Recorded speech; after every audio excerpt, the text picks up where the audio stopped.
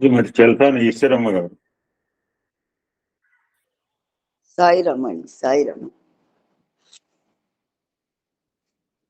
జయ మురళి మాధవ శౌరి, జయ మురళి మాధవ శౌరి, పరమ పావన పండరినాథ, పరమ పావన పండరినాథ, పరమాత్మా హే పురందర విఠల, పురందర విఠల, పరమాత్మా హే పురందర విఠల, శ్రీరంగనాథ హృదయాంతరంగ, శ్రీరంగనాథ హృదయాంతరంగ, జయ మురళి మాధవ శౌరి, పరమ పావన పండరినాథ, పరమాత్మా హే పురందర విఠల, పురందర విఠల, పరమాత్మా హే పురందర విఠల,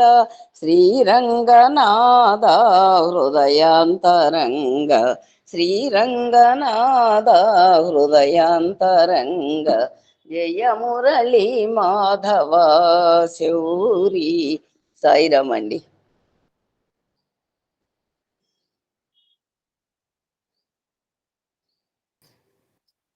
ఇప్పుడే చెప్పమంటారండి? చెప్పండి సాయిరామ్.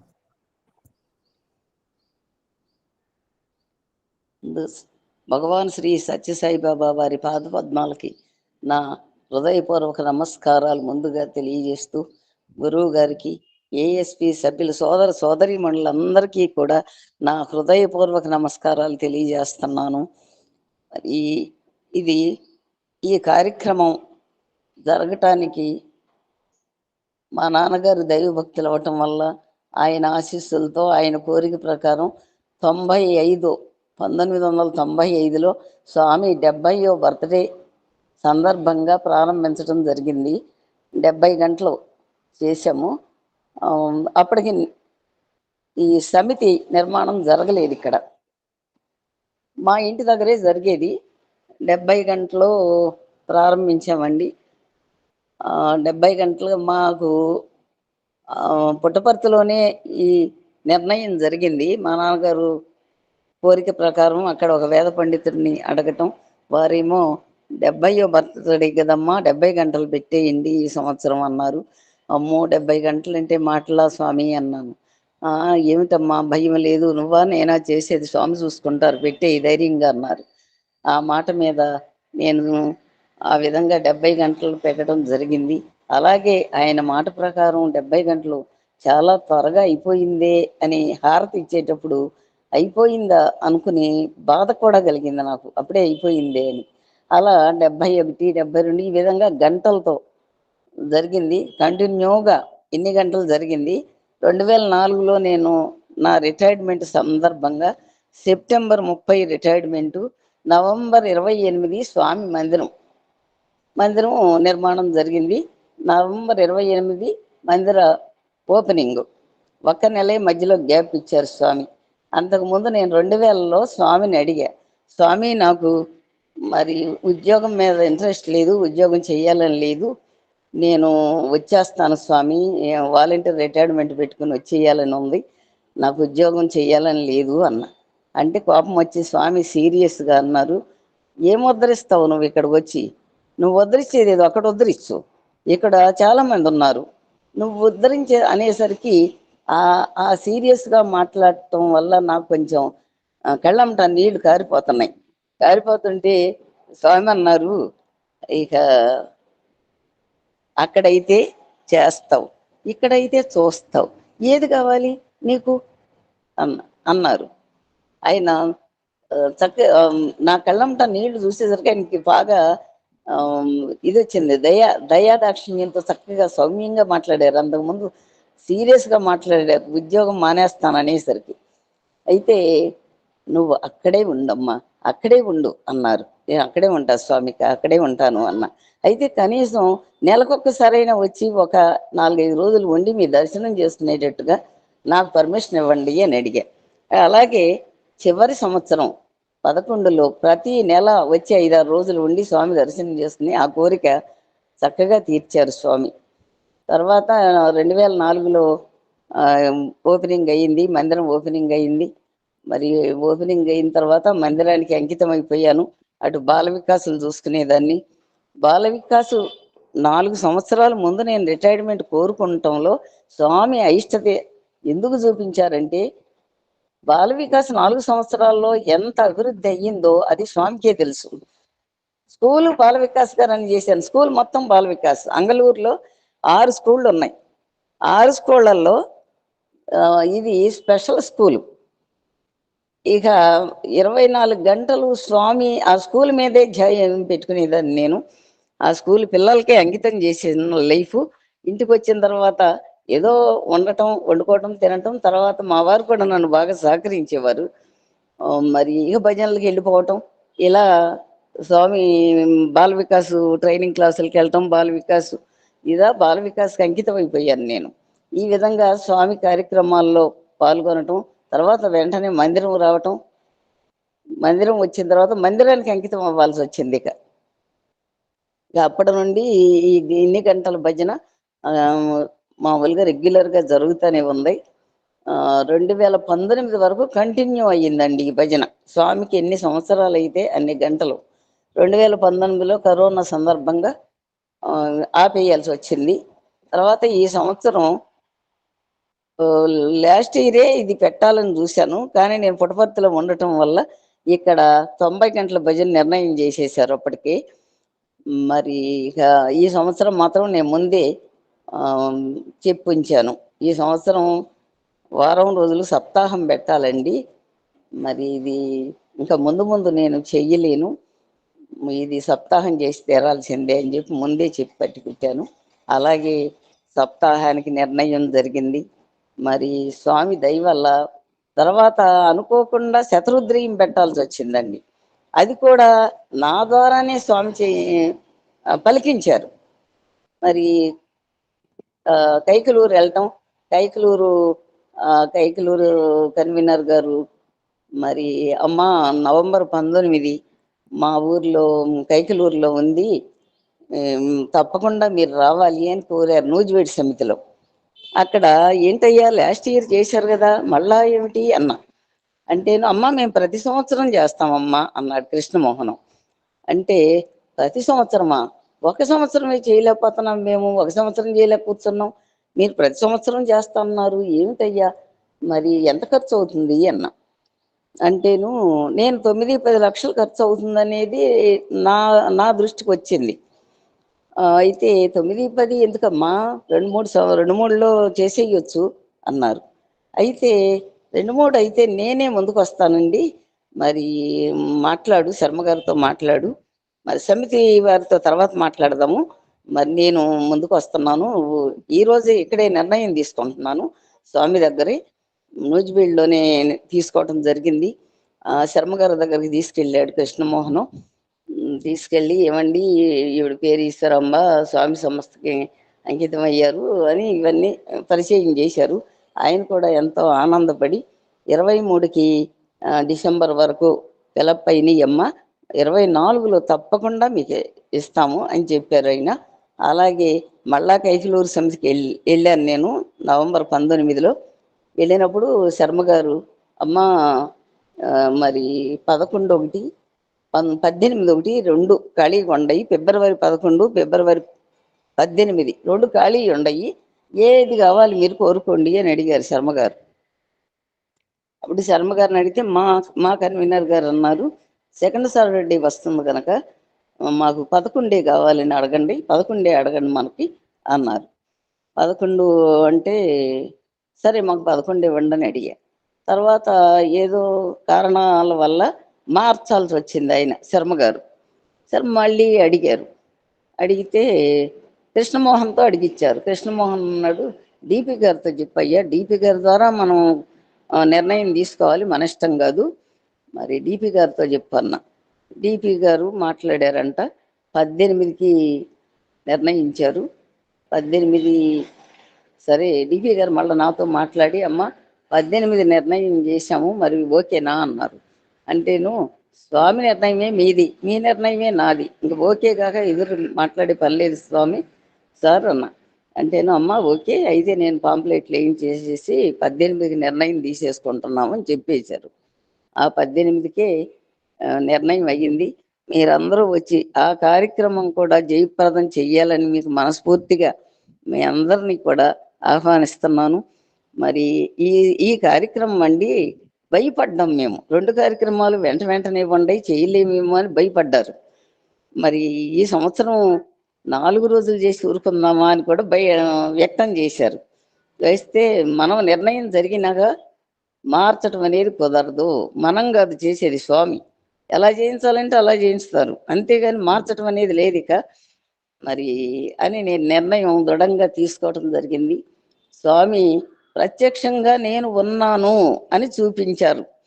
మరి ఎంత బాగా జరిగిందంటే ఊహించలేదండి. వచ్చిన వారందరూ కూడా ఎంతో ఆనందపడ్డారు. చాలా ఆనందపడ్డారు. అది మానవ మాత్రులు చేయగలిగిన కార్యక్రమం కాదేమో అనిపించింది.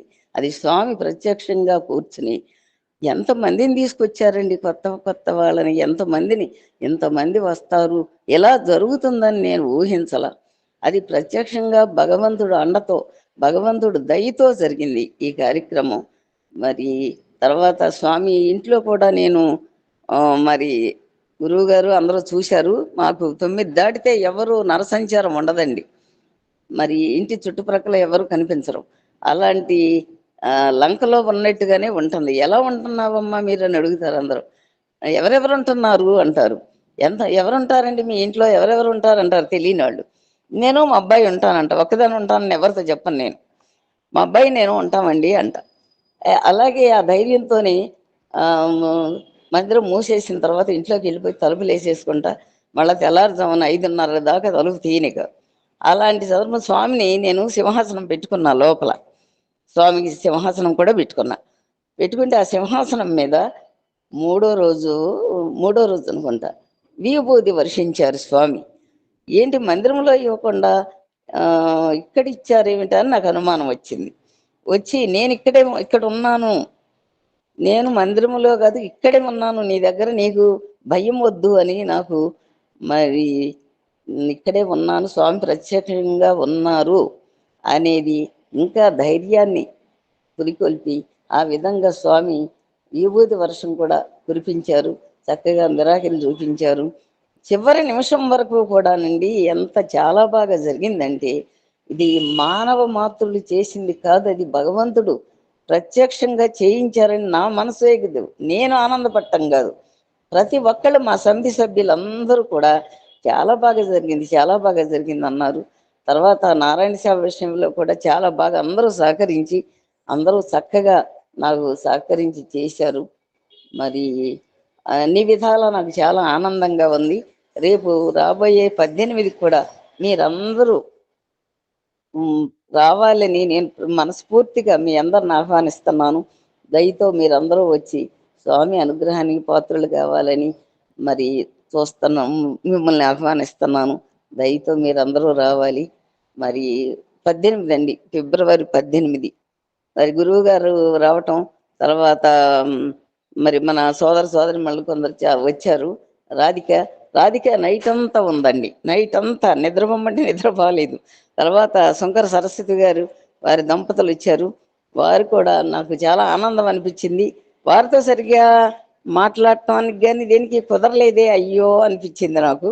మరి గురువు గారు వచ్చి అందరికీ ప్రసాదం ఇవ్వటం, ఆ విధంగా అందరినీ చక్కగా ముగ్ధుల్ని చేశారండి. గురువు గారు రావటం కూడా చాలా మంది ఆనందపడ్డారు. మరి అలా మళ్ళా అందరూ రావాలి, మన సభ్యులందరూ వచ్చి మరి మా గుడివాడ సమితిని బాగా మనం ఆనందపరచలు చెయ్యాలని నేను మరీ వేడుకుంటున్నాను. మరి చాలా బాగా జరిగిందండి. మరి దీనికి అంతా స్వామి దయ పూర్తిగా ఉంది. స్వామి దయ లేకపోతే మనము ఒక్క అడుగు కూడా ముందుకెళ్ళలేము. ప్రతిసారి 24 గంటల భజన చేస్తే నైట్ అంతా ఎప్పుడు తెల్లారుతుందో జాగరణ చేయాల్సి వచ్చేది. అలాంటిది 7 రోజులు భజన అంటే ఈ విధంగా జరిగింది. స్వామి ప్రత్యక్షంగా ఉన్నారు అనేది ప్రత్యక్ష నిదర్శనం జరిగింది. మరి తప్పకుండా మీ అందరూ 18కి ఈ శతరుద్రియానికి రావాలని చెప్పి నేను మరీ మరీ వేడుకుంటున్నాను. సాయిరామ్ అండి. సాయిరామ్ అందరికీ. నా ఆహ్వానం మిమ్మల్ని ఇప్పుడే పిలుస్తున్నా, దగ్గరకు వచ్చినాక మళ్ళా నేను చెప్తాను. మర్చిపోకుండా తప్పకుండా రావడానికి ప్రయత్నం చేయండి. సాయిరామ్ అండి. ఓం శ్రీ సాయిరామ్. ఓంకార బీజ రూపాయ సర్వేచాయ జగత్పతి ప్రథమాయ నమస్తుల్యం ఈ సత్యసాయి గణాత్మ. థ్యాంక్ యూ సో మచ్ అక్క గారు, అద్భుతంగా చేశారు కార్యక్రమం. స్వామి చేసినా మీరు నుంచున్నారు అక్కడ. స్వామి విల్ సెలెక్ట్ వన్ లీడర్. అందుకనే నిన్ను అడిగారు, అక్కడ పోతే పుట్టబట్టి పోతే చూస్తావు, ఇక్కడ ఉంటే చేస్తావు. చూసి ఆనందపడే వాళ్ళు కొంతమంది ఉన్నారు, చేశాను, నేను కూడా చేసి ఆనందపడేవాడిని. ఎన్నో చెప్పి 4 సంవత్సరాలు నేను పుట్టపర్తి పోలేదు. నాకేం బాధ లేదు పుట్టపర్తి పోవాలని చెప్పి, నాకు ఇక్కడే ఉంది పుట్టపర్తి అని. పుట్టపర్తి పోవడం మానేయకూడదు. మళ్ళీ అట్ట చెప్తా ఇట్లా చెప్తా ఇట్లా చెప్తా. గుడి నా ఇంట్లో ఉందని చెప్పి సంవత్సరం ఇంట్లో కూర్చుంటే పోదు, గుడి పోవాలా. ఫ్యాంటాస్టిక్. ప్రత్యక్షంగా చూసాను 2 రోజులు నేను కార్యక్రమం ఎలా సాగిందో. అండ్ ఐ విట్నెస్, నేనే చాలా మంది. అద్భుతం. రాబోయే కార్యక్రమం కూడా అద్భుతంగా సాగుతుంది. Don't worry. నువ్వు పట్టుకోవాల్సిన పట్టుకున్నావు. ఈ యొక్క అహం సత్య బోధకాల్లో నేను సోదరిమని చెప్పిందని ఒకసారి కొన్ని వర్డ్స్ పునశ్చరణ చేసుకుని ముందుకెళ్దామండి. ఈ టాపిక్ నాగా గ్రంథాలే, ఏ గ్రంథం తీసుకున్నా టైం అవుతుందండి. But why I'm selected is as అహం సత్య బోధక అంటే స్వామిది ప్రతిదీ ప్రబోధే మనకి. కానీ మీరు గమనించండి, ఇంకా చాలా ఉంటాయి. ఇప్పుడు మనం ప్రారంభంలోనే ఉన్నాం. ఈ యొక్క జన్మదినోత్సవ సందేశం చాలా ప్రత్యేకంగా ఉంటుంది. తను అనుకున్న కార్యాచరణ ప్రణాళిక కావాల్సిన కొన్ని ప్రకటనలు చేస్తారు. స్వామి ఎక్స్పెక్ట్ సంథింగ్ ఫ్రమ్ అస్. నేను మిమ్మల్ని ఇది కోరుకుంటున్నాను అని మామూలు సత్సంగాలు ఎప్పుడు చెప్పరు. ఇది వినండి. బట్ బర్త్డే దాంట్లో మీరు నాకు బర్త్డే కానుకో ఇది ఇవ్వాలి అని డబ్బులే అడగల. ఆయనే చేసుకుంటాడు డబ్బులు. ఆయనకే వచ్చే డబ్బులు ఉన్నాయి. మన నుంచి ఏం కోరుకుంటున్నారో నాకు అది ఇవ్వగలరా, మీరు ఇస్తే బాగుండు అన్న మాటలు కేవలము ఈ బర్త్డే మెసేజ్ లోనే ఉంటాయనే ఉద్దేశంతో taken this big project as. చాలా రోజులు సాగుతుంది, చాలా ఆనందపడతాం కూడా. ఆయన మాటల కంటే వేరే మాటలు మనకి ఏం ఆనందం కలుగుతాయండి? ఎవరి మాటలు చెప్పినా మాటలే. కవివర్మ రవివర్మ అసలు ఒరిజినల్ డైరెక్టర్ ఆయన కనుక ఆయన చెప్పిన మాటలు వింటే మనకి ప్రామాణికము. ఆయన మాటలే వేదం, వేదాల ఉపనిషత్తు వాహిని. నిన్న చెప్పిన మా సోదరి మన కొన్ని పదాలు రిపీట్ చేస్తూ ముందుకెళ్దామండి. ఆవిడ చెప్పిన దాంట్లో వేదం 2 ప్రధానమైన పదాలు చెప్పింది. అంటే నిత్యము, స్వగతము. నిత్యం అంటే ఎప్పుడు మారదు. స్వగతం అంటే సూర్యుడు ఒక దీపం, ఒక ప్రదేశంలో ఉండి తన ప్రకాశాన్ని అందించేది. ఆత్మ ఒకటే, కానీ జ్ఞాన ప్రకాశం సర్వత్రా ప్రచురింపజేస్తుంది అన్నాడు. ఇంకొక మాట చెప్పుకున్నాం, ప్రతి పదార్థానికి 2 గుణాలు ఉంటాయి. సూర్యుడికి 2 గుణాలు ఉన్నాయి. ఒకటి ప్రకాశము, వేడి. ప్రకాశిస్తే సరిపోదు, వేడి ఉండాలి. వేడి ఉంటే సరిపోదు, ప్రకాశం కావాలి. దాన్నే మనం స్వభావము, స్వరూపం అంటారు. ప్రతి జీవరాశికి ఉంటాయి. ప్రతి జీవరాశికి కూడా స్వభావము, స్వరూపం ఉంటాయి. అన్ని వాటి పర్ఫెక్ట్ గా ఫుల్ఫిల్ చేస్తున్నాయి. మరి మనం మన స్వభావాన్ని, స్వరూపాన్ని హౌ మచ్ వీఆర్, దాన్ని ప్రకాశము, ప్రదీపము అని అంటోని చెప్తుంది. దాన్నే ఇంకో 2 మాటలు ధర్మి, ధర్మ. ధర్మీభూత జ్ఞానము అంటే ఆత్మస్వరూపము. ఇది స్వరూపమే, స్వభావమే ధర్మభూత జ్ఞానము అని అన్నారు. మరి ధర్మీయ ధర్మ అంటే ధర్మి గ్రేట్, ధర్మి అంటే అనుస్వరూపం. ధర్మభూత జ్ఞానం ప్రకాశం. దాన్ని విభు అని కూడా అని అంటారు అని చెప్పింది. ఎగ్జాంపుల్ చెప్పింది మళ్ళీ రికలెక్ట్. టంబ్లర్ ఉంది, ధర్మభూత జ్ఞానం, కానీ లోపల వెండి. టంబ్లర్ బాగలేని చెప్పి ఇంకోటి గ్లాస్ చేయించుకోవచ్చు, లేకపోతే ఇంకేదైనా చేయించుకోవచ్చు, కానీ వెండి మాత్రం యాజిటీజ్ ఉంటుంది.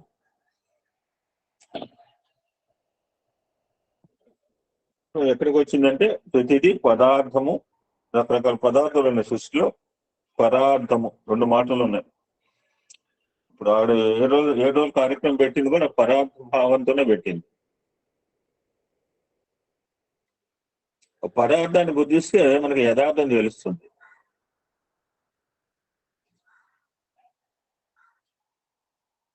మానవుడు పుట్టింది ఏం చేయాలంటే పదార్థంతో బతకటం కాదు, ఆ పదార్థాన్ని పరార్థంగా మార్చుకోవటమే మానవత్వం యొక్క విశిష్టత అని టుడే వి కెన్ కంటిన్యూ. ఇక్కడ ఒక మాట నాకు గుర్తుకొస్తుందండి. పదార్థం అంటే ఎనీబడి కెన్ టెల్. మనం చేసే సేవల్ని స్వామి 4 రకాలుగా కేటగిరైజ్ చేస్తారు. అంటే నాకేదో మనసులో ఉన్న మిమ్మల్ని అడగటం తప్పే అనుకోండి, జస్ట్ అప్పుడప్పుడు టెస్ట్ చేస్తుంటారు. అందులో మనం ఆచరించే సేవలని 4 రకాలుగా కేటగిరైజ్ చేస్తారు స్వామి. Anybody can try it. లేదా నేను చెప్తా, ఈ పదార్థం అనగానే అందులో వస్తుంది మాట.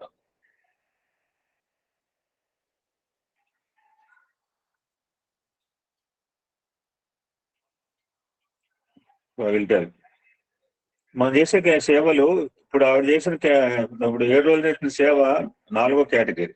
మీరెవరు చెప్పడానికంటే నేను చూసి వచ్చాను కనుక నేను చెప్తాను కదా. సుందర సరస్వతి చెప్తుంది, రాధిక చెప్తుంది, ఇంకెవరైనా చూసిన చెప్తారు.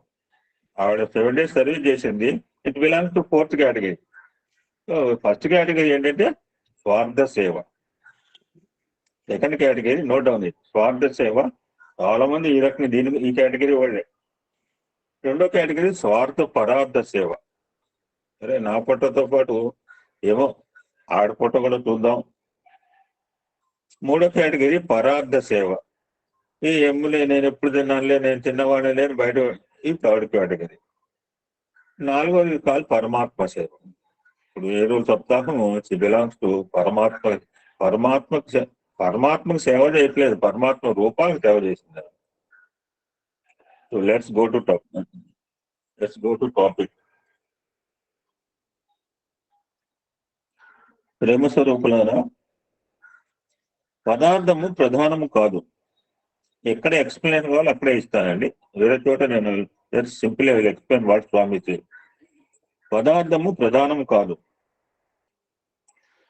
ప్రతి పదార్థమును పరార్థముగా మార్చుకోవటమే మానవత్వం యొక్క విశిష్టత. కేవలం హ్యూమన్ బీయింగ్ మాత్రమే ఈ పదార్థాన్ని పరార్థంగా చేసుకునే అవకాశం ఉందండి. బంగారం ఒకటిగా ఉండవచ్చు, నగలు వేరు వేరు రూపంలో ఉండవచ్చు. అదే విధంగానే మానవ స్వభావాలు భిన్నంగా ఉండవచ్చు. ఇప్పుడు 47 మంది ఉన్నాం, అందరూ ఒకటే స్వభావం ఎందుకు అవుతుంది? 47 రకాల తలకాయలు ఉన్నప్పుడు 47 రకాల తలంపులు ఉంటాయి మనకి. కానీ అన్నిటి అందున్న ఏకత్వాన్ని పరిశీలించినప్పుడు ఆత్మతత్వం ఒక్కడేనది.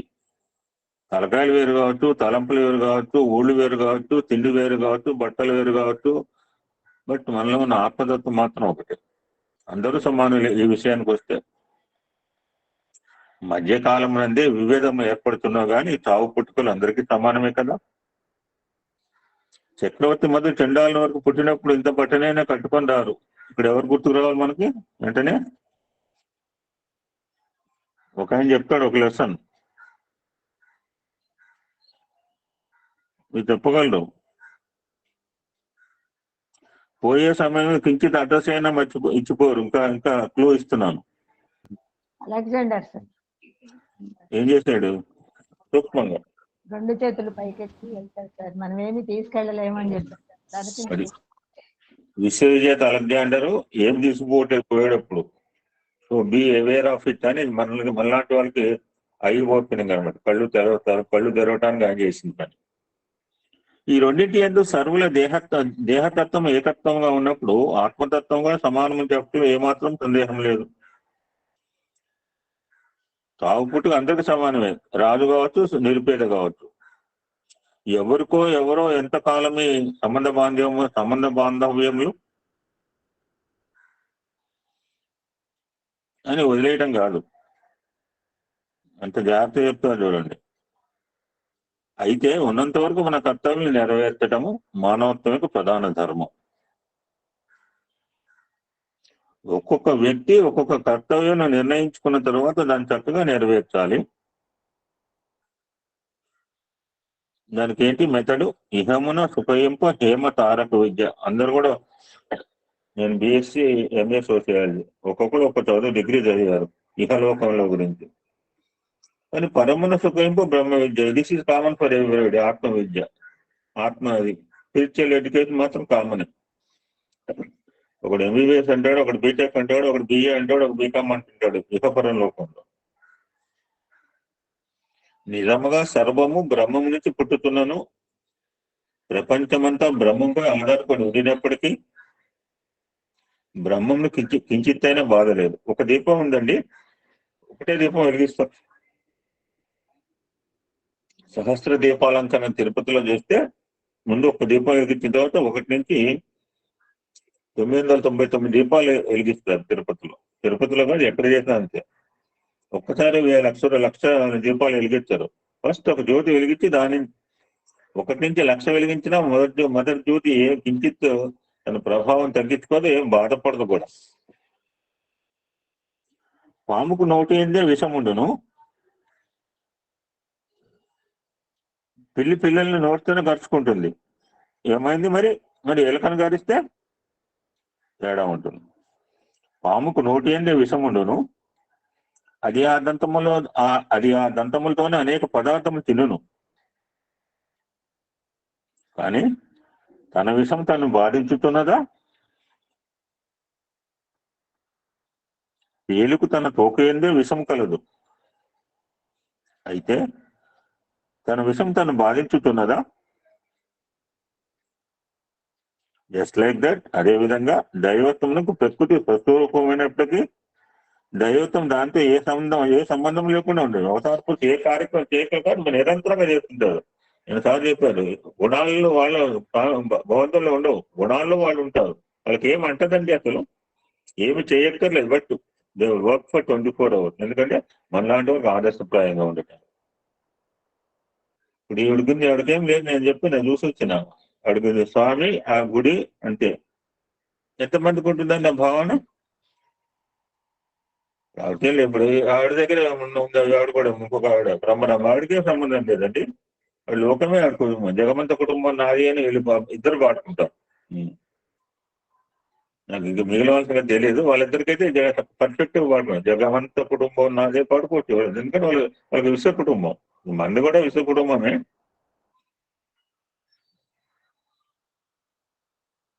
విషయవాసనలు కలిగి భ్రాంతితో నిండి సంబంధ బాంధవ్యాలు కట్టుబడిన మానవులకి ఈ బాధ గాని, ఎట్టి సంబంధం లేక సర్వం తానే అనే ఏకత్వంతో ఉన్న భగవంతునికి ఇట్టి బాధలు ఎందుకుంటాయి? ఇప్పుడు వీళ్ళిద్దరికి ఏం లేదు. ఇప్పుడు ఆవిడేవిడుంది నిజంగా చూసాం. ఇప్పుడు అదృష్టం ఉందమ్మా, నిజంగా మీ ఊళ్ళో రిపేర్ వర్క్ జరగడం, ఇప్పుడే రిపేర్ వర్క్ జరగడం, మీ మందిరం ముందు అన్ని వెహికల్స్ పోవడం, ప్రతి వాడు మీ మందిరాన్ని చూడటం, వాడికి ఇష్టం ఉన్నా ఇష్టం లేకపోయినా 7 రోజులు నామం వాడి చెవిలో పడటం, ఇదంతా కాకతాళీయంగా జరిగింది. ఇక్కడ వర్క్ జరగకపోతే మీ మందిరం నుంచి ఎంతమంది పోతారో నువ్వే చెప్పినావు. అని ఇప్పుడు ప్రతి వాడు ప్రతి వెహికల్ అలా పోకుండా మీ ఆ పోస్టర్ ఆ బ్యానర్ చూసుకుంటూ పోయినా నేను చాలా మంది చూసిన ఉన్న కాసేపట్లో. ప్రతి వాడి దృష్టి ఎలాగైతే ఆయన చెప్పాను, ఏ అవతార బుద్ధులు పోయేటప్పుడు ఆయన రామ రామ అని ఎవరు తెలియదు. రామ ఎప్పుడు కృష్ణ తండ్రి కూడా చెప్పలేదు, అర్జునుడు చెప్పలేదు. కానీ సాయి మొత్తం 28 రోజులు ప్రపంచంలో ప్రతి వాడు పోషించాడు. టీవీలు మాధ్యమాలన్నీ పోషింపజేశారు. అందరి దృష్టి పుట్టపర్తిలో సాయిబాబా మీద ఏకీకృతం చేసిన తర్వాత దాన్ని వీళ్ళతో తీసుకెళ్ళిపోవాలి. మనం గది చుట్టూ 100 అద్దములు పెట్టుకుంటే 100 అందు మన ప్రతిబింబమే కనిపిస్తుంది. Everything reaction, resound and reflection. ఈ ప్రపంచం మొత్తం 3 Rలు: రిసౌండ్, రియాక్షన్ అండ్ రిఫ్లెక్షన్. ఈ 100 ప్రతిబింబములను చూసి నీవైనా భయభ్రాంతులకు గురి అవుతున్నావా? లేదే. ఇవన్నీ నావే నేను అనుకుంటావు. ఆ విధంగానే ఈ దేహంలోని అర్థములన్నింటిలో ప్రతిబింబించేది భగవంతుడు ఒక్కడే.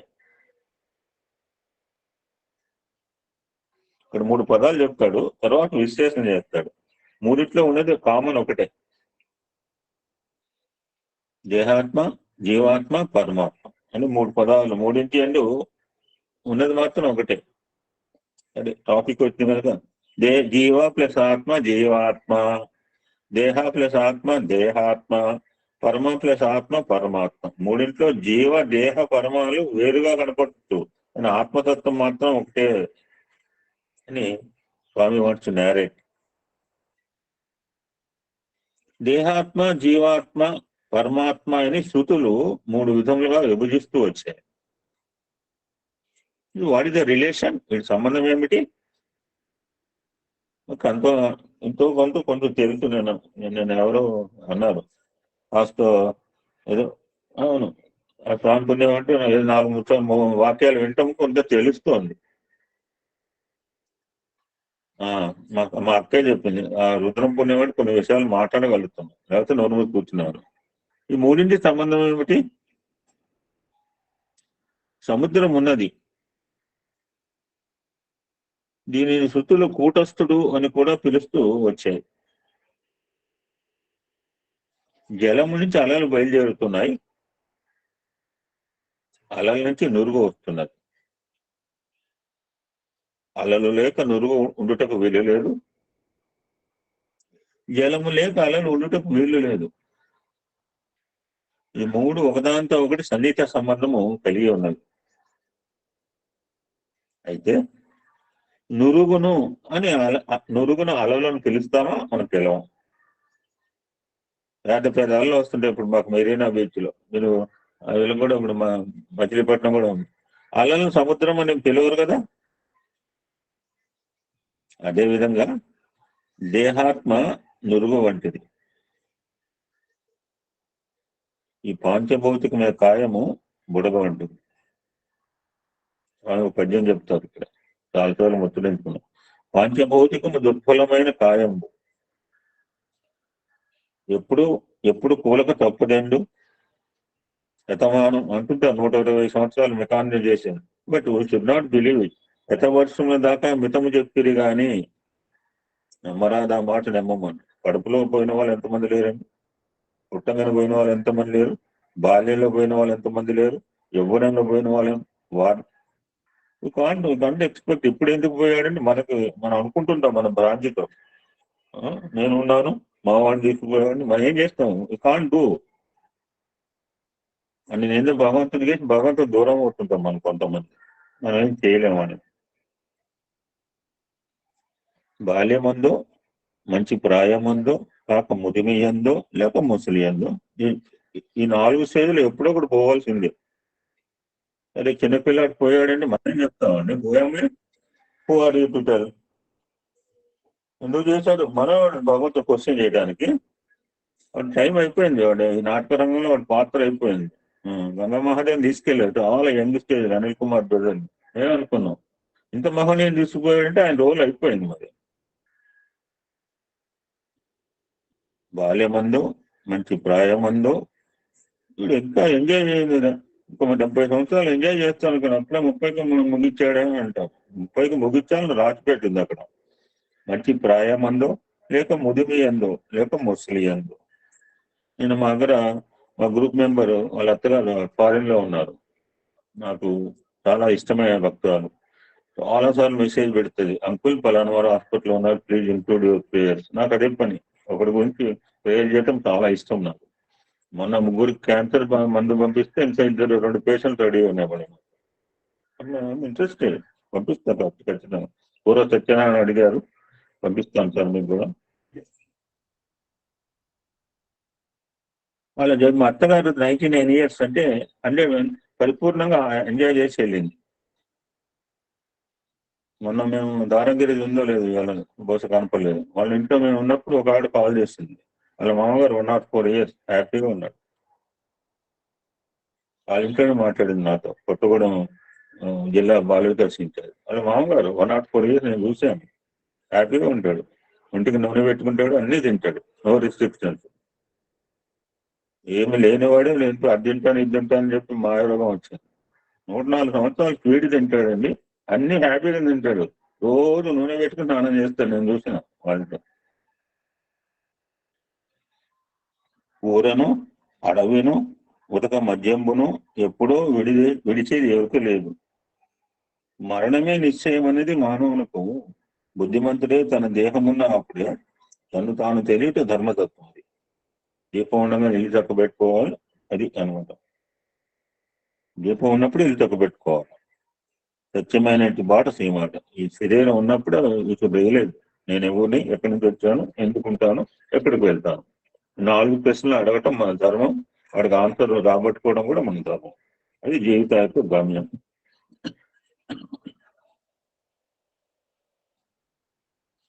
ఈ దేహమందు ఆత్మ అనుస్వరూపమును ధరించుట చేత దీన్ని దేహాత్మ అని అన్నారు.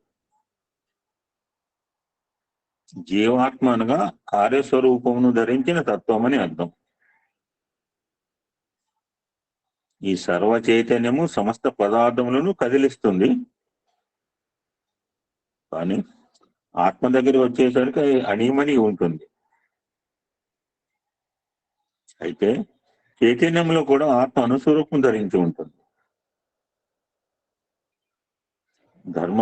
ధర్మీభూత జ్ఞానము, ధర్మభూత జ్ఞానం ఇందు వ్యాపించి ఉంటుంది కనుక దీన్ని జీవాత్మ అని అన్నారు. ఇక పరమాత్మ ఇక్కడ ఒక చిన్న విషయాన్ని గుర్తుంచుకోండి అని చెప్తున్నారు. దేహము, జీవుడు, పరమాత్మ అని 3 తత్వాలు ఉన్నాయి. ఇందాక స్టార్టింగ్ లో చెప్పాను, జీవ ప్లస్ ఆత్మ జీవాత్మ, దేహ ప్లస్ ఆత్మ దేహాత్మ, పరమ ప్లస్ ఆత్మ పరమాత్మ. బెలూన్లో గాలి, చుట్టూతున్న గాలి అంతా ఒకటే. జీవ, దేహ, పరమ అని 3 వేరువేరుగా కనపడుతున్నాయి, కానీ ఆత్మ మూటి ఎందు ఒకటిగానే ఉంటున్నది అని స్వామి ఆ సబ్ టైటిల్ కంక్లూడ్ చేశారు. మీద నిన్న అనుకున్నాం, మన దగ్గరే దేవుడు ఉన్నాడు, ఇక్కడ గుడి గోపురాలు పోతున్నా నేను చెప్తున్నామని. మరి ఆత్మతత్వం ఆత్మతత్వం అన్ని చోట్ల ఉంది, ఎందుకు గోచరించదు అంటే దానికి ఒకటే కారణం చెప్తున్నారు స్వామి. ఎవడైతే ప్రపంచ వాసనతో నిండిన వారికి ఆత్మతత్వం గోచరించదు. This is the subtitle. ప్రేమ స్వరూపులారా, మీరు ఇంతవరకు పోనక్కర్లేదు. చిన్న చిన్న విషయంలో కూడా మనం విచారం చేస్తే సత్యం అనేది సులభంగా అర్థమవుతుంది. అనేక మంది నా దగ్గరకు వస్తుంటారు, చాలాసార్లు స్వామి ప్రస్తావన చేశారు, మనం కూడా మన డివోటీ చెప్పారు, మన స్పీకర్లు కూడా చెప్తారు, చెప్పిన మాట మీరు కూడా చెప్తారు. చెప్పండి స్వామి, ఐ వాంట్ పీస్ అని అంటుంటారు. అంటే ఈ ఒక్క మాట గురించి స్వామి దగ్గరికి వస్తుంటారు అందరూ కూడా. ఇందులో 3 పదములు ఉన్నాయి అంటున్నారు స్వామి. ఐ అంటే ఇగో, ఐగో ఇగో ఐగో అంటారు స్వామి. రాముడు కాముడు ఒక చోట ఉండవు. ఇగో దీన్ని తీసేయి. వాంట్ అంటే కోరిక, దీన్ని కూడా తీసేయి. ఇంకా మిగిలిన పీస్ శాంతి. నీవు ఈగోను డిజైర్ ను పక్కన పెట్టుకొని పీస్ అంటే అది ఏ విధంగా లభిస్తుంది? కనుక మనం ఆధ్యాత్మిక విషయాల్లో కూడా సరి అయిన రీతిగా అద్వైత భావంతో యోచన చేస్తే ఆత్మతత్వము ఎంత సులభమైనదో, ఎంత సున్నితమైనదో, ఎంత పవిత్రమైనదో, ఎంత గౌరవమైనదో. 4 పదాలు వాడేది: సులభము, సున్నితము, పవిత్రము, గౌరవము. మనకు సులభంగా అర్థం అవుతుంది అని ఎవరు అంత క్లియర్ గా చెప్పడు. ఎడమట్టి సంక్లిష్టం చేస్తారు ఉన్నదాన్ని. అయితే ప్రపంచ వాసనలో నిండిన వారికి విషయంలో అర్థం కావు. దీనికి చిన్న ఉదాహరణ చెప్తున్నారు. ఫలములలోని రసము తరువులు తాము ఎరుగున, పువ్వులలోని పరిమళము తీగలు అనుభవించిన. ఇక్కడ ఒక మనకు గుర్తుకొస్తుంది అంటే అనమాట, అదేంటి, కస్తూరి అని ఒక జింక నుంచి వస్తుంది వాసన. అది ఎక్కడి నుంచి వస్తుంది? అది మొత్తం లోకమంతా తిరుగుతుంది. గంధపు చెక్కలు మోస్తుంది, గాడిదకి తెలియదు ఆ వాసన. కావ్యాల్లోని మధుర రసము గ్రంథములు అనుభవించిన, నివృత్తి సార పాండిత్యము ప్రవృత్తి పండితులు ఎట్లు ఎరుగును. చెట్టు నిండా కాయలు కాస్తున్నాయి, కానీ ఆ ఫలం యొక్క మాధుర్యం చెట్టుకే మాత్రం తెలియదు కదా. అంటే ఆ పద్యాన్ని విడమర్చుతున్నారు. పుష్పంలోని పరిమళము తీగకు ఏమాత్రం తెలియదు. ఆ పరిమళం ఉన్నంత వరకు 9, ఆ పరిమళం పోయిన తర్వాత 9 అక్కడికి పోదు. దివ్యమైన మానవత్వం ప్రతి మానవుని యందు వెంట జంట ఉన్నప్పటికీ దీని తత్వం మానవునికి అర్థం కావటం లేదు.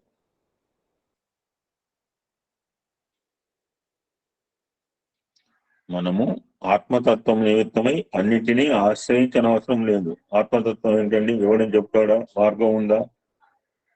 అందరి వద్దకు పోనక్కర్లేదు. అయితే ఈ విషయాన్ని తెలుసుకునే నిమిత్తమై విషయం తెలిసిన మహనీయుల దగ్గరికి వెళ్ళి కొంతవరకు తెలుసుకొని నీకు నీవే ఉద్ధరైన ఆత్మానం. నేను చెప్పాడు గీత, ఎవడు ఉద్ధరించాడండి. నన్ను నేను ఉద్ధరించుకోవాలి. నా కళ నన్ను ఉద్ధరించింది, నా కొడుకున ఈ మార్గంలో పోతే బాగుపడతాం. మా పేరెంట్స్ చెప్పారు, పోతానా లేదా అని నా ఇష్టం. ఎవ్వడు వాడు ఉద్ధరించుకోవాలండి. ఎవరిని ఉద్ధరించలేడు ఈ లోకంలో. విచారణ చేయాలి. గురువు చెప్పగలడే కానీ చేయవలసింది అది. బిడ్డ అంటే తల్లికి ప్రేమే. బిడ్డకు మాటలు నేర్పించాలంటే తల్లి పలికి బిడ్డచే పలికించాలని ప్రయత్నిస్తుంది. నిన్న భజన చోటు పెట్టాడు. ఒక ఎన్నిసార్లు పాడాను, మీరు అనండి నేను అంటాను. 12 మందికి పాడాడండి ఆయన. భాస్కరరావు గారు అనుపూర్ణ పాడుతుంది, స్వాతి పాడుతుంది. వాళ్ళకి ఇసుకలే నేర్పుతున్నారు. మన బిడ్డలో వాళ్ళ తల్లిని. నువ్వంటే నేను అంటానంటోంది. నువ్వంటే నేను వెనకాల పలుకుతానని చెప్తున్నాడు. మనకి ఏమనగా వాళ్ళు ఏబిసిడీ దిద్దబెట్టినట్టుగా. కానీ మనం ఎలా దిద్దాలి? ఏ మీద 1-2 సార్లు పక్కన దిద్దకరా, ఏ మీద దిద్దరా అని చెప్తాను. నేను వెంటనే చెప్తాను. నేను రాసిన చోట ఇప్పుడు ఆవిడ పలికినట్టు మనం పలికితే మనకు భజన వస్తుంది. ఆవిడ దారి అది ఆ దారి మంది అయితే నడవదు కదా. తల్లి పలికి బిడ్డచే పలికించాలని ప్రయత్నిస్తుంది కానీ తల్లి నోరు పెట్టి నోట్లో పెట్టి పలుకదు. ఏమైనా పక్షులు నోట్లో పెట్టి ఆహారం అందిస్తాయేమో. మన వేద శాస్త్ర పురాణ ఇతిహాసములు పవిత్రమైన విషయాలను బోధిస్తాయి. కానీ కేవలము గ్రంథములను పఠించేంత మాత్రం లాభం లేదు, వాటిని ఆచరణలో. ఎందుకని భగవద్గీతని ఆచరణ గ్రంథం ఉన్నారు. కంఠస్థం చేయడం కాదు, హృదయస్థం చేయాలి అని బట్టి పట్టదని చెప్పట్లేదు. ఓపుకున్న వాళ్ళు చక్కగా 18 అధ్యాయులుగా బట్టి పట్టచ్చు, వల్లి వేసుకోవచ్చు. మొట్టమొదట ఇంద్రియముల ఉద్రేకతను మనం చంపాలి. దీని కొరకు అనేక మంది కొంతవరకు ఆహారాన్ని కంట్రోల్ చేస్తుంటారు. బుద్ధుడు కూడా అంతే చేశాడు. చాలు అన్నం మానేసేట. అన్నం మానేస్తే పద్ధతి కాదు, నాకు కావాల్సిన దొరకదని చెప్పి మళ్ళీ హితంగా దేహానికి ఎంతగా హితంగా మితంగా మరి రుద్రం చెప్తున్నారు. ఎక్కువ ఇవ్వద్దు, తక్కువ చేయకూడదు. ఇది కేవలము వెర్రితనం, అజ్ఞానం యొక్క లక్షణం. ఇది కాదు ప్రధానము. సత్యాన్ని తెలుసుకున్న తర్వాత ఉద్రేకం తమంతట తామే నిలిచిపోతుంది. ఒక పద్యం చెప్తుంటారు, పుట్టపై మద్దించిన పాము మరణమందున తనును దండించిన విషయ భోగములు అడుగున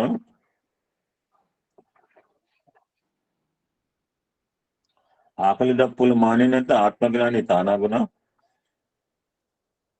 తానెవరో తెలియకున్న తత్వజ్ఞానం ఎట్లు కలుగు. సో మనం చేయాల్సింది మొట్టమొదటి తానెవరో తెలుసుకోవడానికి ప్రయత్నించకుండా ఏమి చేసినా లాభం లేదు. ఇది అమ్మాయి నాకు బ్యాగ్ ఇచ్చింది అనురాధ, మంచిగా ఉంటుంది. రమణ మహర్షి శాస్త్రం పూయామ్మాయి బ్యాగ్ ఎక్కడ తీసుకుని అదే అది కనపడేట్టు పెడతా. పూయామ్మాయి ఎందుకు గుడివాడ పోయామంటే పూయామ్మాయి నేను తెలుసుకోవడానికి పోయినా.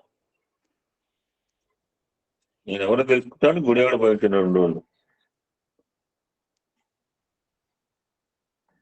నెక్స్ట్ టాపిక్ అదే వ్యక్తిత్వము బ్రహ్మత్వం.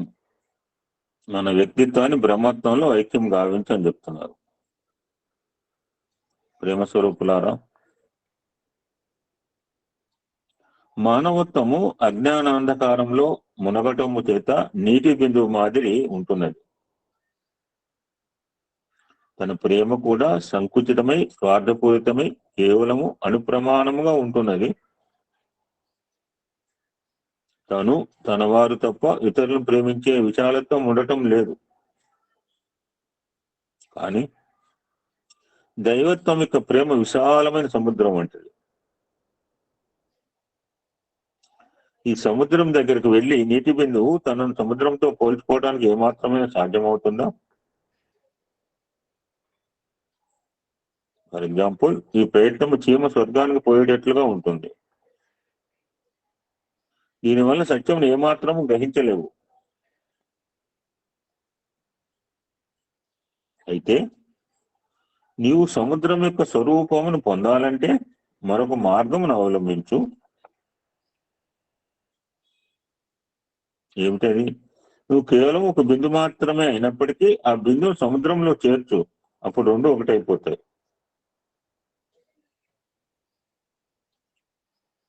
ఎగ్జాంపుల్, బ్రహ్మవిత్ బ్రహ్మయో భవతి. నేను నీటి బిందువునండి, నేను హైడ్రోజను, నేను ఆక్సిజన్ బిందువులు వేరువేరుగా ఉంచుకొని సముద్రం వర్ణించడానికి ప్రయత్నిస్తే లాభం లేదు. భగవంతుని తెలుసుకోవడానికి ఏ మాత్రము సాధ్యం కాదు. నీ తత్వాన్ని బ్రహ్మతత్వంలో ఐక్యం గావించి అప్పుడు రెండు ఏకమైపోతాయి. ఈ విధమైన ఐక్యతకు ఇప్పుడు కూడా నది ఎంత నది ఏం హెసిటేట్ చేయదు, వెనకపోదు, ముందుకు ఉరకలేస్తూ పరుగులేస్తూ పోతుంది. ఎప్పుడు దాంట్లో వెళ్ళడం వల్ల గోదావరి తన ఐడెంటిటీ కోల్పోతుంది, కృష్ణానది ఐడెంటిటీ, బట్ ఉరకలేస్తూ పరగలు తప్పుతూ పరిగెత్తుతట్టు మధ్య కోసం.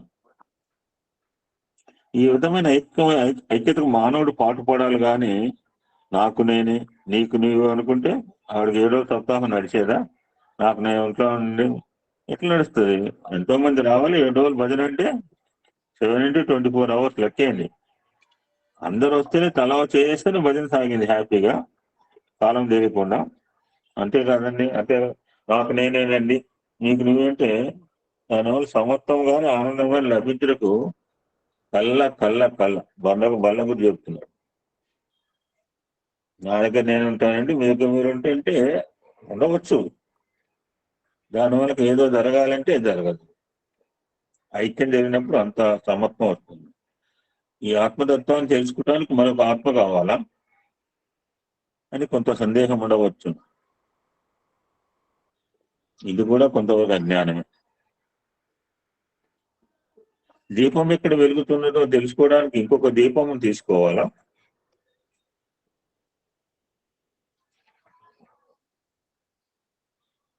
దీపమే వెలుగుతుంటే దాన్ని చూడటానికి ఇంకో దీపం ఎందుకు? ఒక ఇక్కడ మాట చెప్తాను సార్, ఎవరైనా చెప్పండి. పగలపూట సూర్యు కింద పడితే ల్యాంప్ తీసుకురమ్మన్నట్టు భర్త బాగా తీసుకొచ్చింది.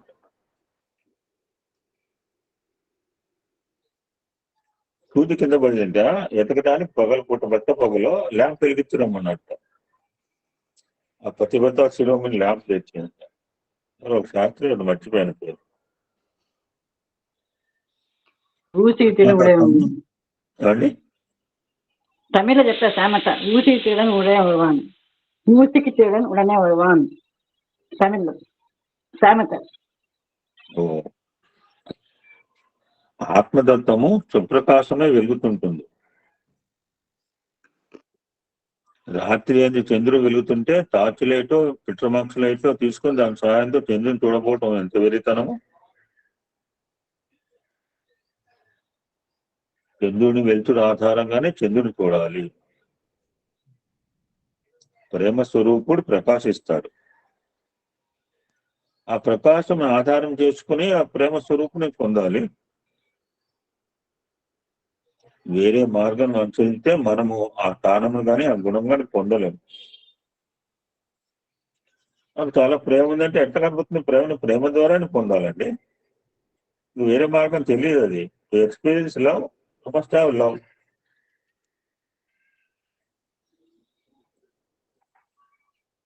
ఇంకొక అంశము, ఈ లోకమంతా దుఃఖంలో ఎందుకు ఉందంటే స్వామి ఒకటే చెప్తున్నారు, అజ్ఞానం చేతనే దుఃఖం ప్రాప్తించుతున్నది. ఆత్మ అనుస్వరూపమై అన్ని పదార్థం మంది ప్రకాశించడం చేత సర్వ పదార్థములు ఆత్మకు స్వరూపముగా నిలుస్తున్నాయి. ఆయన పరంజ్యోతి, మన చిరుజ్యోతులు. ఆ జ్యోతికి ఈ జ్యోతికి తేడా లేదు. అందుకనే వేదం ఏం చెప్పింది? ఈశ్వర సర్వభూతానాం ఈశావాస్యం వేదం సర్వం.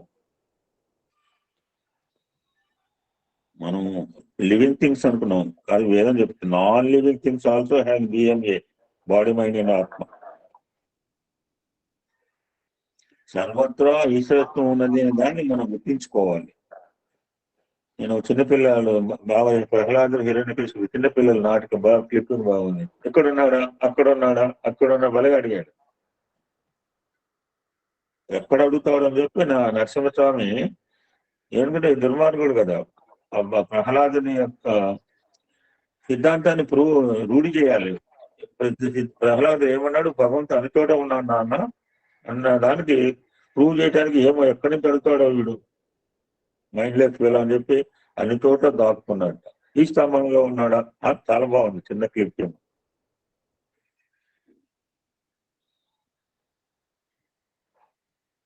సర్వత్రా ఈశ్వరత్వం అనే దాన్ని మనం గుర్తించుకోవాలి. ఇది గుర్తించుకుని వాక్యంలో పెట్టింది మాత్రం ప్రయోజనం లేదు.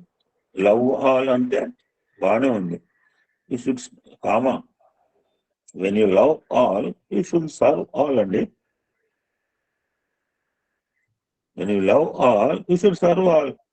నేను తప్పిదం చేశాను. నేను యాక్చువల్గా మన కోటేశ్వరరావు గారు చెప్పారు, అతని లోపల ఇలా మందిరంలో మన కటౌట్ లో ఉన్న స్వామికి దండం పెట్టినప్పుడు నేను I should have call that person Narayana ఇంటి మందిర్. తప్పు చేశాను ఇప్పుడు అనుకుంటున్నా. నేను లేచి వెళ్ళాను అతని దగ్గరికి. అతను మందిరంలో తీసుకురావాల్సింది, నాకు ఐడియా రాలేదు.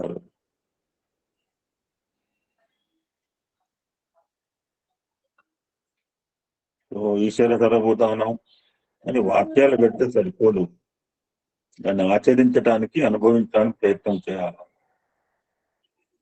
తాదాత్మ్య భావం పొందాలి. ఎగ్జాంపుల్, ఒక గురువు శిష్యునకు శివోహం శివోహం అనే మంత్రాన్ని ఉపదేశించట. అలాగే ఆ శిష్యుడు శివోహం శివోహం అని నిరంతరం ఉచ్చరించేవాట.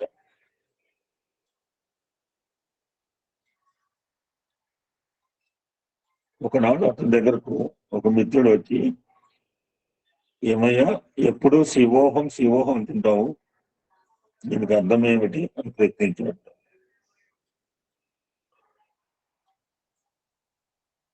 ఆ శిష్యుడు నేనే శివుడు అని జవాబు చెప్పాడు.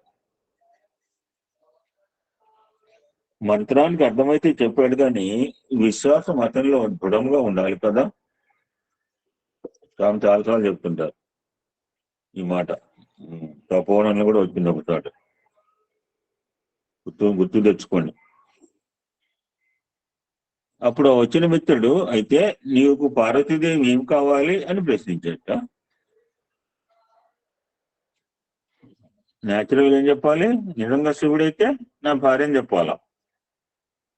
వెంటనే ఆ శిష్యుడు, అపరాధం లెంపలేసుకో అట్లా మాట్లాడతావా, తప్పు అని అన్నాం అనుకోండి, మన పరిస్థితి ఏంటి? అటువంటి మాట్లాడతావా, తప్పు లెంపలేసుకో, నేను వేసుకున్నాను, జనరల్ గా అనే మాట ఇది. నువ్వు శివుడు అన్నప్పుడు నిజంగా తానే శివుడైతే పార్వతానికి అర్థంగా చెప్పే ధైర్యం ఎందుకు లేదు? ఇప్పుడు ఇందాక ఆడింది, ఇప్పుడు పైన సంచారం ఉండకపోవచ్చు అక్కడ, ఆవిడ ధైర్యంగా ఉంటుంది. ఎవరుంటే ఒక్కడే కాదు, ఇద్దరు ఉన్నారు అంటుంది. Wife year and half year అని మనం పెట్టాం. ఆవిడ పర్ఫెక్ట్ గా నమ్ముతోంది. ఆమె నా కొడుకు అంది, నేను కూడా నా కొడుకు అని చెప్తున్నాను. నాకు తెలియదు వాళ్ళకు. మీరు కూడా చెప్పొచ్చు, మా ఇంటి పెద్ద అయిన స్వామి, మా పెదనాన్న, మా తాత అని చెప్పుకోవచ్చు మీరు కూడా ధైర్యంగా.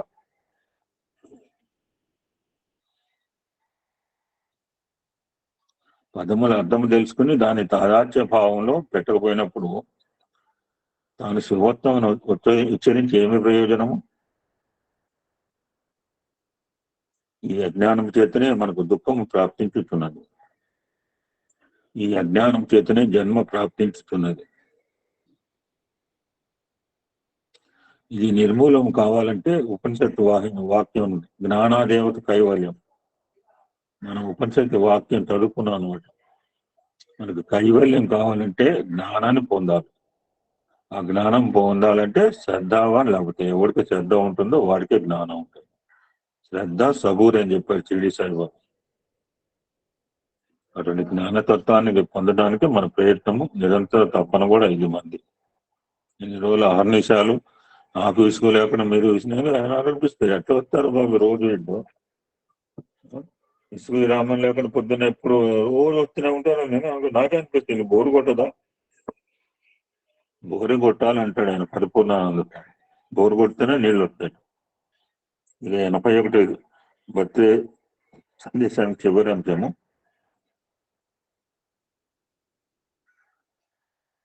దిస్ వాట్ ఎక్స్పెక్టింగ్ స్వామి.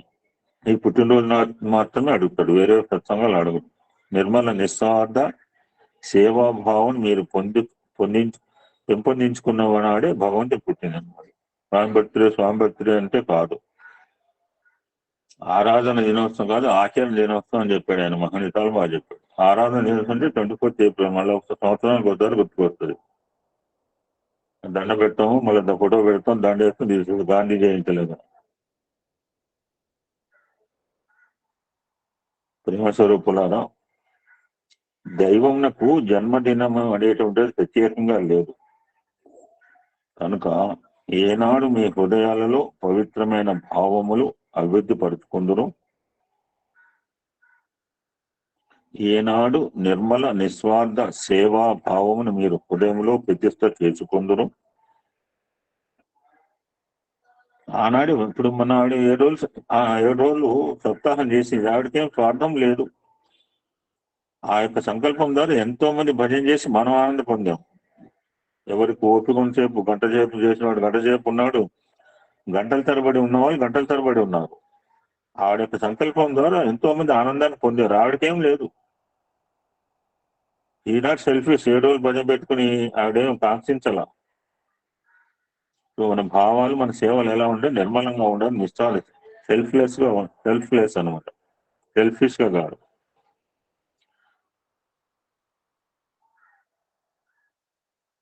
ఏనాడు నిర్మల నిస్వార్థ సేవా భావం మీరు హృదయంలో ప్రతిష్ట చేసుకుందరో ఆనాడే భగవంతుడు పుట్టినగా భావించుకుని ఆనాటి నుండి జన్మదినములు చేసుకోవడానికి పెట్టించండి. అది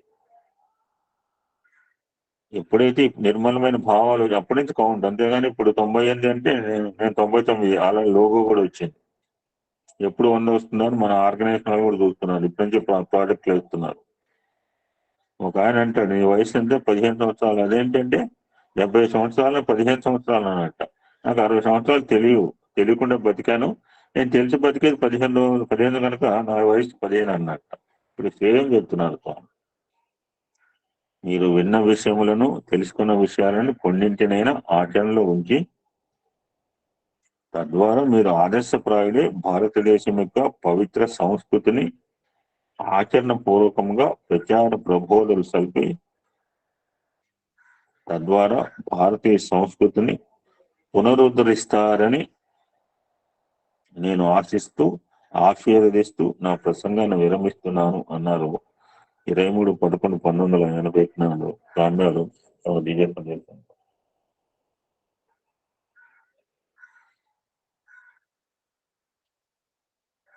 ఇక్కడ ఒక పద్యం మనకు పద్యసూక్తి వస్తుంది అన్నమాట. యుగాంతరంలో ఉరుపై చాటికి ఉన్నట్టు మనమేం తీసుకురాలేదు, మనం వన్నబెట్టాలండి. అది బంగారం, భారతీయ సంస్కృతి. దానికి వన్నబెట్టాలి. అందుకే వనగంగా దాన్ని మర్చిపోకూడదు. చేతనైతే మనం ఏమన్నారు, help ever, not heart ever. చేతనైతే సాయం చేయలేదు, గమన కూర్చోవడం మన పని. యుగాంతరములు ఎవరైనా చెప్తారా పద్యసూక్తి? యుగాంతరముల నుండి. Anybody can try it.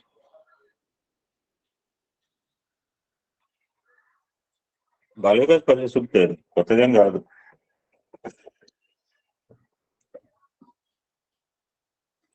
వినిపించింది ఎంతసేపు మాట్లాడింది?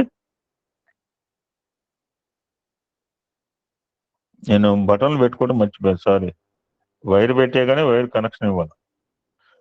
యుగాంతరముల నుంచి ఉరిపై ఖ్యాతి కొన్నట్టు భరత భూమాత కీర్తి సాయి సిద్ధాంతముల చేత సానబెట్టుడు సున్నితముగా అని చెప్తున్నారు. నా స్వామి చెప్పారండి, లవ్వాలను చదవాలి, చెప్పే విధంగా చెప్పాలి. అటు స్వామి సిద్ధాంతాల చేత మనం సానబెట్టమన్నాడు సున్నితముగా అని స్వామి మనకి సున్నితంగా దొరికేశారు. Are you listening my voice? Yes sir, Sairam.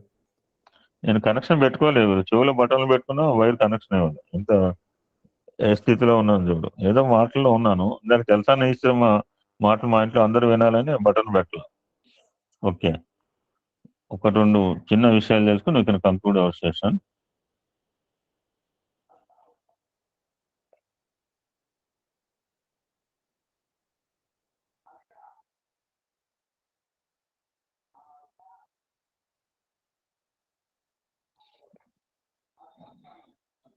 మనం ఉండవలసింది, తెలుసుకోవాల్సింది అద్వైత సిద్ధాంతం.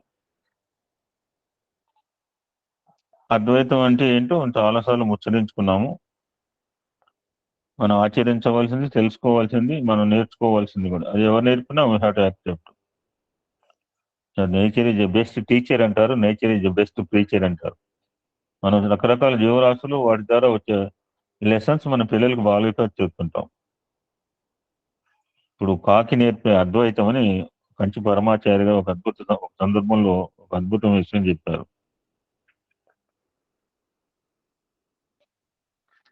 కావు కావు అన్నమయ్య సినిమాలో కూడా చెప్తుంటారు. కాకి ఏమంటుందంటే కావు కావు అంటుంట. అంటే ఇవేమీ నావి కావు అని చెప్తూనే ఉందిట మనకి. అవి కావు ఇవి కావు అని చెప్పి అన్ని చెప్పినా కానీ అన్నమయ్య సినిమాలు బాగా చెప్తాడు. చివరిలో ఇద్దరు భార్యలు వాళ్ళు ఎవరో నగలిస్తూ మంచిగా దట్టంగా ఇద్దరు వేసుకుంటారు. ఒకసారి ఒక భక్తుడు ఒకరు పరమాచార్య స్వామిని మహాలయంలో అంటే మహాలయ పక్షంలో మనం కాకులు ఆహారం ఎందుకు పెడతాము? మన పూర్వీకులు ఏమైనా కాకులుగా మారారా? అయితే అలాంటి అల్పపక్షిగా ఎందుకు మారారు? ఏదైనా పెద్ద స్థాయిలో ఉన్న పక్షిగా ఎందుకు మారలేదు అని అడిగాట అమాయకంగా.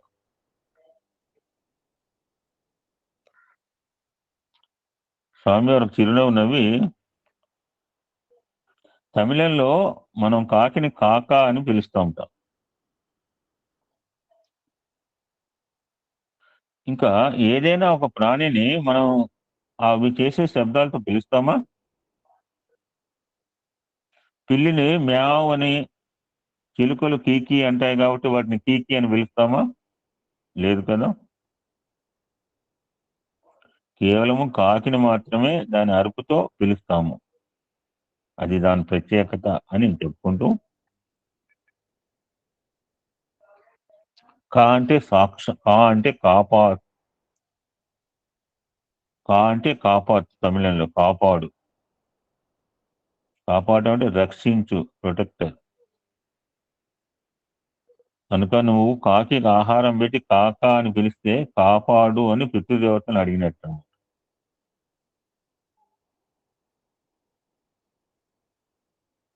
విరివిగా ఉంటాయి, ఏది పడితే తింటాయి కాబట్టి కాకి నువ్వు అల్పపక్షి అంటున్నావు.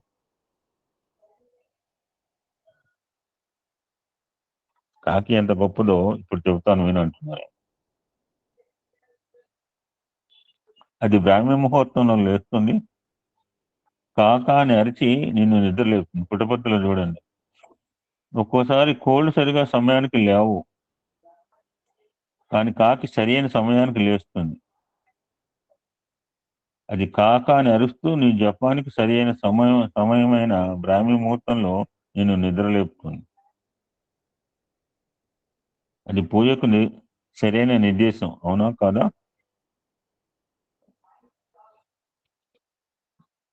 మేము మంచిగా మధ్యాహ్నం పూట మా అబ్బాయి పెడుతుంటాడు అనమాట.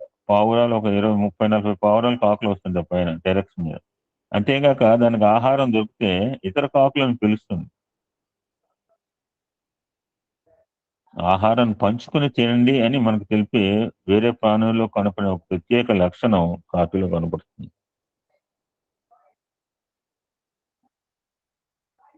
మరల సాయంత్రం నిద్రకు ఉపక్రించే ముందు మరల కా కా అంటుంది.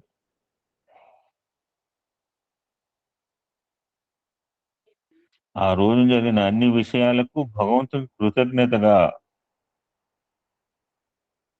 ఎటువంటి నియమాలు ఉన్నాయి చూడండి. అలాగే కాకులు సూర్యాస్తమైన తర్వాత ఏమీ తినవు. నాకు హైదరాబాద్ పోయే బస్సులు 12 గంటల ప్రాంతంలో సూర్యపేట ప్రాంతంలో ఆ డాబాల దగ్గర ఆగితే వాడి దిగుడు, వాటితో పాటు మనం దిగుడు. 12 గంటల ప్రాంతంలో తినకూడదు తిరుగుతాం. మీరంతా చూసి ఉంటారు బస్సులో. 12 గంటలకు దిగుతాడు, అప్పుడు తినకుండా ఎక్కుతాడు, తింటే నిద్ర వస్తుంది చెప్పి 12 గంటలకు తిని అప్పుడు హైదరాబాద్ పోతారు 2 గంటల ప్రయాణం.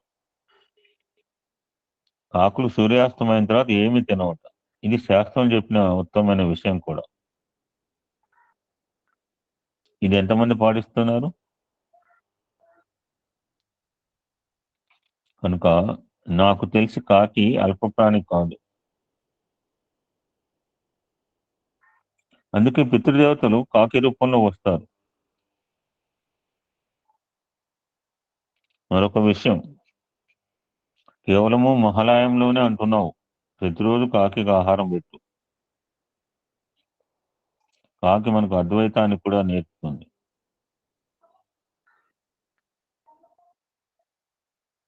నువ్వు పెట్టిన ఆహారాన్ని చూడగానే కాకి ఎంతో సంతోషపడి ఆహారాన్ని స్వీకరిస్తుంది. అది తినటం చూడడం వల్ల నువ్వు కూడా ఆనందాన్ని పొందుతావు. కనుక ఇరువురు ఆనందంగా ఉంటారు. ఇద్దరు భగవత్ స్వరూపులే అని తెలిపారు మన పరమస్వామి. ఇది వినగానే ఆ భక్తులు అక్కడున్న వారందరూ స్వామివారికి నమస్కారం చేసి అందరూ ఒక్కసారిగా జయ జయ శంకర హర హర శంకర అని పెద్దగా పలికారు. అటువంటి పరమాచార్య స్వామివారి అద్భుతమైన అందమైన విశ్లేషణ మనం అందరం పాటించి మన పూర్వీకుల ఆశీస్సులు పొందుదాము. అపార కరుణా సింధు జ్ఞానదం శాంతరూపిణం ఈ చంద్రశేఖరం గురుం ప్రణమామి ముదాము.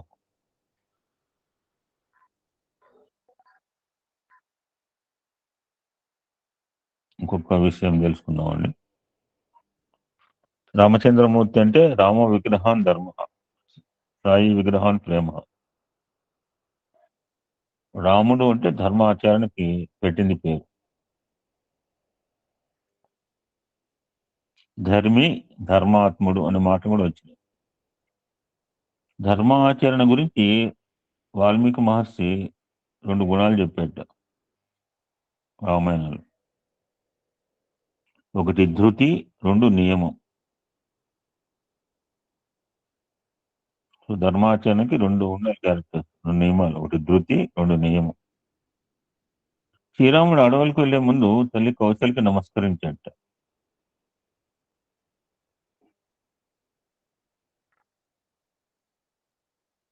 ఆమె ధర్మ మార్గంలో నడువు అని ఉపదేశించలేదట. ఎందుకంటే రాముడు సాక్షాత్ ధర్మావతారం. ఆయన స్వభావం ధర్మరక్షణ. ధర్మం చేరా అని ఆయనకు ఒకరు చెప్పబని లేదని తల్లికి తెలుసు.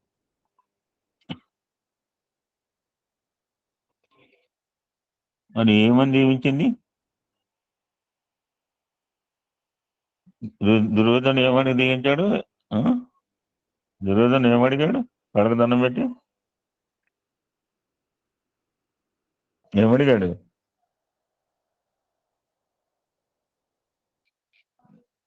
నేనే గెలవాలి దీవించమన్నట్టు వాళ్ళ అమ్మని యుద్ధం కొట్టు.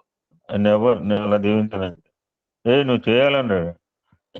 ఎవడైనా కాళ్ళకు దండం పెడతాడు కానీ ఫలాన్ని దీవించు ఎవడు చూడలేవు, అడగకుండా చూసాము దుర్యోధను. ధర్మం ఎక్కడుండి విజయం ఆడమని బాగా చెప్పింది. అట్టంటావు లేదు నేనే గెలవాలని దీవించమని పట్టుబట్టేట, లేకపోతే లేవనన్నట్టు కాలం నుంచి. అప్పుడు రాముడు అప్పుడు కౌశల్య ఈ విధంగా ఆశ్చర్యించింది. నీవు ధృతి అంటే ధైర్యం. ధృతి మీన్స్ ధైర్యం.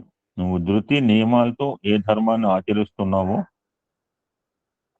ఆ ధర్మమే నేను రక్షించుగాక అని బ్లెస్ చేసి పంపించింది. రామాయణ ఉత్తరంగా చెప్పలేదండి. ప్రతి భారతీయునికి రాముని శీలం ఆదర్శం అని. రామనామమే మహామంత్రం. నేడు మన సమాజంలో అన్ని రోగాలకి జబ్బులకి అదే మందు, రామనామం. ధర్మ మార్గమే నిజమైన భక్తి అని రాముడు నమ్మాడు. అటు ధర్మమే మనకి, మన కుటుంబాలకి, మన సమాజానికి హితకరి ఈశ్వర అనుగ్రహాన్ని ప్రసాదిస్తుంది. ధర్మం రక్షిత రక్షిత అంటున్నాడు. ధర్మాన్ని రక్షిస్తే ధర్మం మనకి తప్పకుండా ఆటోమొబైల్ లేకపోతే మిలిటరీ, కాల్బలమా, లేకపోతే ఎయిర్ ఫోర్సా, నేవీయా, వాళ్ళు ఉంటారు. మనం కాపాడేది రక్షించే ధర్మం. అందుకంటే రాముడికి సీత కంటే కూడా ధర్మం అంటేనే ఇష్టం.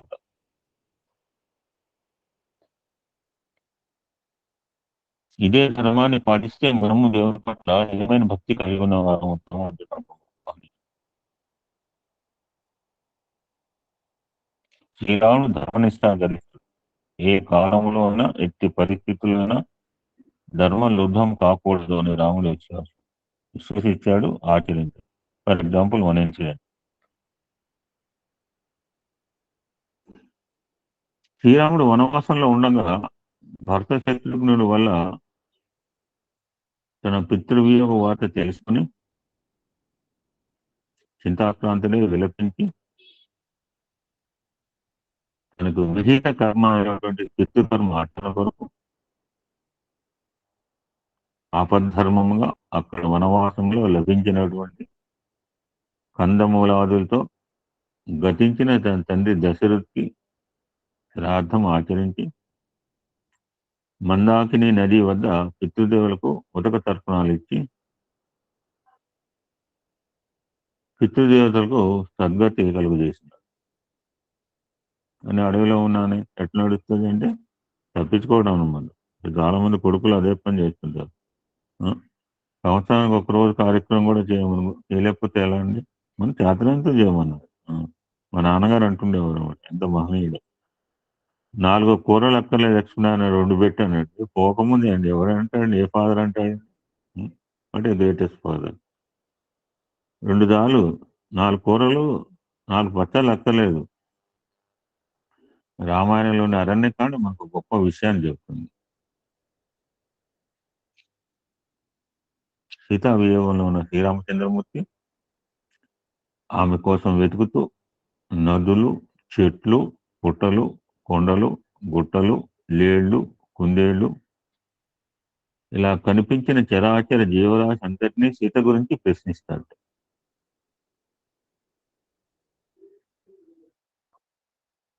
నిజంగా అలా ఏడవాలంటే మానవాకారంలో వచ్చాడు కనుక మానవుడికి ఆదర్శంగా ఉండడానికి అలా ఏడ్చినట్టు నటించాడు. ఆయనకేం ఏడుపులేదు, సీతాదేవికి ఏం ఏడుపులేదు. ఆయన స్థితిని చూసి ఆయన రాముడు అంటే రాముడి స్థితిని చూసి తట్టుకోలేక లేళ్లు యథాశక్తి ప్రయత్నించి ఆయనకు రావణ దుర్మార్గాన్ని గురించి సూచించాయట. అంటే వాటికి తెలిసిన భాషలో లేళ్లు పర్ణశాల వైపు చూడటం, ఆ వైపు దక్షిణంగా పరిగెత్తడం, ఆగి ఆకాశం వైపు చూసి కంటనీరు పెట్టడం, ఇలా చేస్తున్నాయట. ఏంటి? పర్ణశాల వైపు చూస్తాయట, తర్వాత రన్నింగ్ టువర్డ్స్ దక్షిణం, కాసేపు ఆగి ఆకాశం వైపు చూసి ఏడవటం. లేళ్లు రాముడి పరిస్థితిని చూసి అలా ఒకటి ఆయనకు ఒకసారి అర్థమవుతుంది, మనకు 10 సార్లు చేసిన అర్థం. ఇది గమనించే రాముడికి పర్ణశాలలో ఉన్న సీతను ఎవడో రాక్షసుడు ఎత్తుకుపోయి ఆకాశ మార్గంలో దక్షిణ దిశగా ప్రయాణించని అర్థమైంది. ఆ యొక్క లేళ్ల సంకేతం ద్వారా ఈ స్థితిని వర్ణిస్తున్న వాల్మీకి శ్లోకము దీనస్థితిలో పడిన ప్రతి సత్పురుషునికి ఒక ఓదార్పునిస్తుంది. సుపంధానంతు గచ్చంతం తిర్యం చోపి సహాయతే, కుపంధానంతు గచ్చంతం సోదరోపి విముంచతి. అంటే మంచి మార్గంలో పయనిస్తున్న వ్యక్తులకు పశుపక్షాదులు కూడా సాయం చేస్తాయంటే మనకు రామాయణంలో కనపడింది. రాముడికి లేళ్లు, జటాయువు, సంపాతి, వానలు కూడా సాయం చేశారు. దుర్మార్గంలో నడిచే వ్యక్తిని సోదరు కూడా విడిచిపెట్టి వెళ్ళిపోతాడట. ఎగ్జాంపుల్ రావణుని విషయంలో సరిగ్గా అదే జరిగింది. ఇది వాల్మీకి మహర్షి అరణ్యకాండలో మానవాళికి చెప్పిన గొప్ప మహా ఉపదేశం. ఇది కేవలము రామాయణ కాలానికే కాదు, ఏ కాలానికైనా ఏ పరిస్థితుల్లో అయినా వర్తించే మాట లేదు. అందుకే కొండలు ఉన్నంత వరకు, నదులు ప్రవహిస్తున్నంత కాలము రామాయణం ఉంటుంది అని సృష్టికర్త బ్రహ్మదేవుడు. మనం ఉన్నా లేకపోతే సత్యసాయి ఆకేంద్ర దండాత్మ సత్యసాయి సేవా సంస్థలు ఉంటాయండి. నువ్వు ఉంటావా, మెంబర్గా ఉంటావా, పోతావా, అలిగిపోతావా, నువ్వు భజన చేస్తావా, నగర సంకీర్తన చేస్తావా, సేవ చేస్తావా, ఏంది ఇమీడియట్. మనం ఉన్నా లేకపోయినా ఆకేంద్ర తారత్వం స్వామి యొక్క ఆర్గనైజేషన్ అలాగా ఆకేంద్ర తారత్వం వెలుగుతూనే ఉంటుంది. ఫ్యాక్ట్ స్వామి చెప్పిన మాట. అందులో పాల్గొంటామా జన్మ చరితార్థం చేసుకోవచ్చు. ఓం శాంతి శాంతి శాంతి. సమస్త లోక సుఖినో భవంతు. లోక సమస్త సుఖినో భవంతు. ఓం శాంతి శాంతి శాంతి.